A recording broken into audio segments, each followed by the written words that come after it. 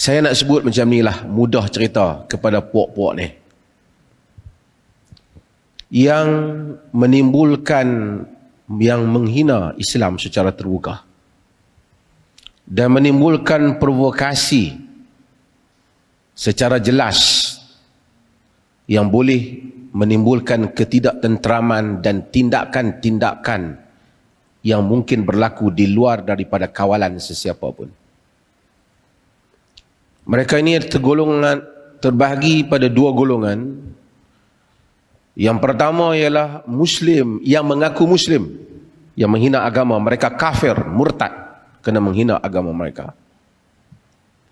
Yang kedua ialah orang-orang yang memang asalnya bukan Muslim dalam negara ini, yang mengambil ruang ataupun kesempatan atau melakukan hal yang sama untuk menghina Islam secara terbuka. Yang pertama, seperti mereka faham bahawa negara ini majoritinya ialah orang Islam. Orang Islam yang menghormati agama mereka dan mempercayai perkara-perkara yang sacred dan agama Allah, Rasul ialah perkara-perkara suci yang tidak disentuh oleh orang Islam dengan penghinaan dan sangat sensitif. Orang putih kata, when you in Rome, do as Romans do. Bila kamu duduk di Rome, buat macam mana orang Rome buat. Dan mereka juga kata, the law of the land is the law. Peraturan yang menjadi pegangan di suatu tanah ialah peraturan yang terpakai. Stand up comedy yang dibuat oleh Barat, yang tidak ada sacred dalam hidup mereka, yang menghina Tuhan, yang menghina Jesus sebagai simbol agama mereka, itu urusan mereka. Mereka jangan bandingkan apa yang berlaku di Barat itu di sini, kerana itu masyarakat yang lain dan mereka mempunyai undang-undang yang lain. Dan orang Islam yang duduk di sana pun mengetahui keadaan itu, kerana kita bukan tuan punya yang berkuasa di atas tanah mereka. Tapi tanah ini ialah tanah yang dikuasai, dimiliki oleh orang Islam dengan kedaulatan dan penghormatan dan sensitiviti umat Islam. Orang Islam, dia tidak menghina agama lain dalam kerangka provokasi untuk menimbulkan kebencian. Dia tak buat. Qul li'ibadi yaqulu allati hiya ahsan. Inna syaitana yanzaghu bainahum. Inna syaitana kana aduwan mubina. Kana lil insani aduwan mubina. Katakanlah kepada hamba-hambaku supaya bercakap dengan bahasa yang elok. Kerana syaitan menimbulkan permusuhan di kalangan kamu. Orang Islam mengkritik tapi tidak mencerca. Kalau ada yang mencerca, yang memperolokkan, buat bahan lawak kepada bahan perkara-perkara seperti Arab, yang mana semua orang yang normal tahu ia adalah suatu undang-undang yang baik di mana memelihara manusia daripada kerosakan. Orang Islam mungkin tinggi suaranya. Di dalam hadis yang diriwayatkan oleh Imam Muslim, kana Nabi sallallahu alaihi wasallam idza khatab ihmarrat 'ainahu wa 'ala sautuhu washtaddat ghadabuhu ka'annahu munziru jaish. Nabi itu apabila khutbah, merah matanya, tinggi suaranya, dahsyat kemarahannya, seperti mana dia seakan-akan memberikan arahan pada tentera. Tetapi perkataan orang Islam terpilih. Orang Islam tidak maki. Jika salah, kita bagi tahu apa yang salah. Tapi kamu buat majlis bukan sekali, berulang-ulang, untuk menimbulkan permusuhan dengan orang Islam. Allah Subhanahu wa taala menyebut, mengingatkan kita orang Islam.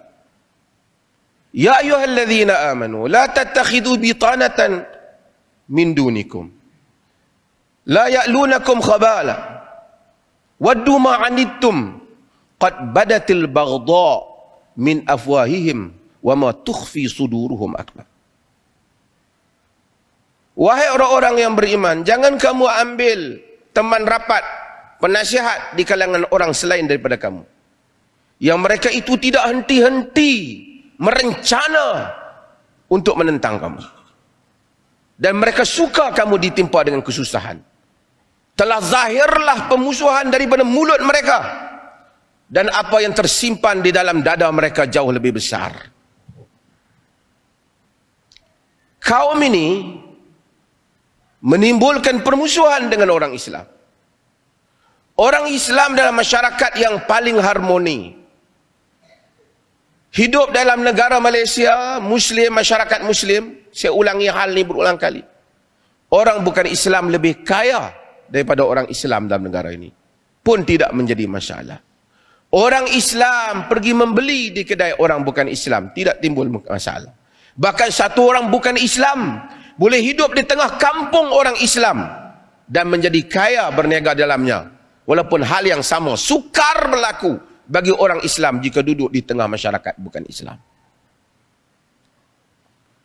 Setelah segala kesantunan, penghormatan dan kebaikan budi yang diberikan,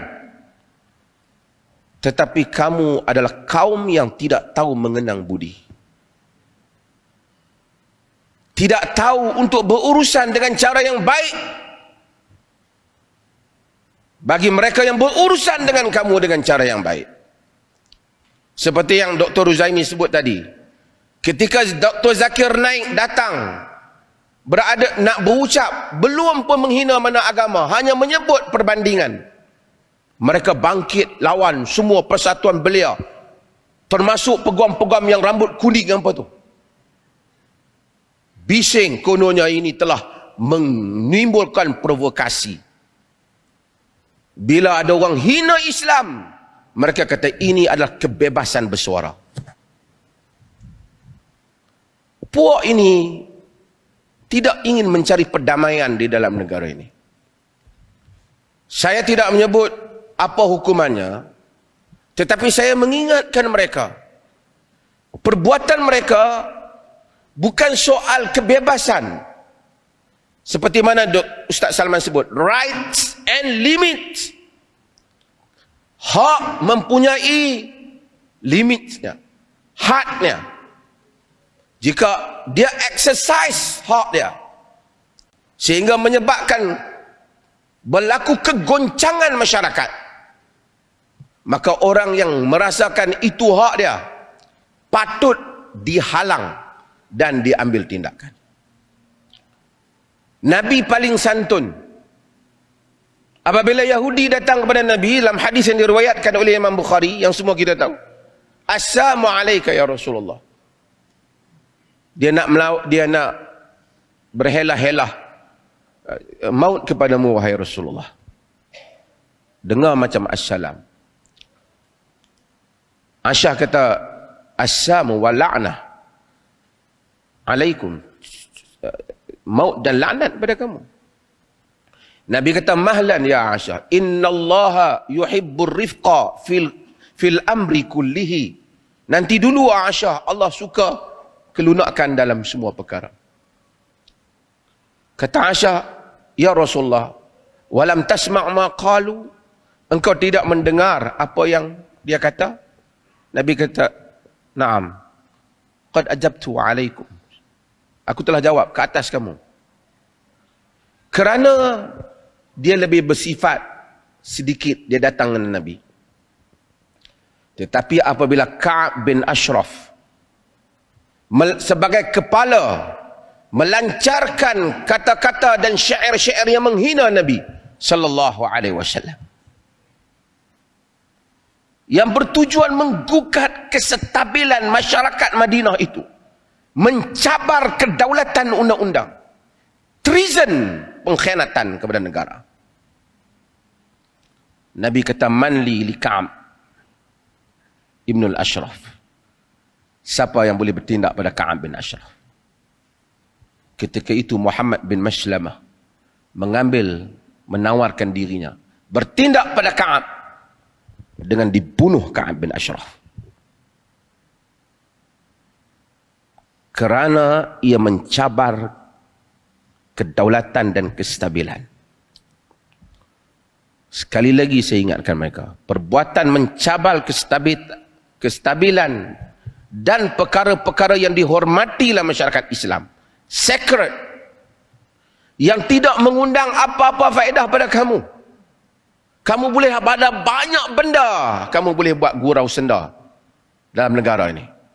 Tapi gurau senda yang kamu buat itu hanya kerana kebencian yang ada dalam hati kamu, permusuhan kamu dengan masyarakat Islam. Apa yang kamu buat itu boleh mengundang tindakan yang jauh lebih bahaya kehadap diri kamu di dalam masyarakat Muslim. Kita beri amaran kepada mereka supaya jangan hal ini merebak dan berlaku. Kebiadaban yang terbabas akan mengundang keburukan yang tidak ada kesudahannya. Orang barat boleh bergaduh kerana bola sepak bertumbuk di padang. Kamu jangan kata orang Islam tak ada otak, tak ada kebebasan. Kamu bergaduh kerana bola sepak. Sebahagian yang anak muda tengok pergi di UK, di US, di Europe, berapa banyak main bola sepak bergaduh. Kami orang Islam tak bergaduh mungkin sangat pasal bola sepak, tapi kami akan bergaduh jika Allah dan Rasulnya dihina. Ia adalah sacred dalam hidup kami. Ia adalah kemuliaan yang tidak disentuh. Kamu hina secara diam-diam, kamu dengan family kamu nak kutuk agama Islam, itu kamu dengan family kamu. Kamu iklannya terbuka, kamu cabarnya terbuka, ia disambut secara terbuka. Hati-hati dengan apa yang kamu lakukan. Wallahu ta'ala a'lam.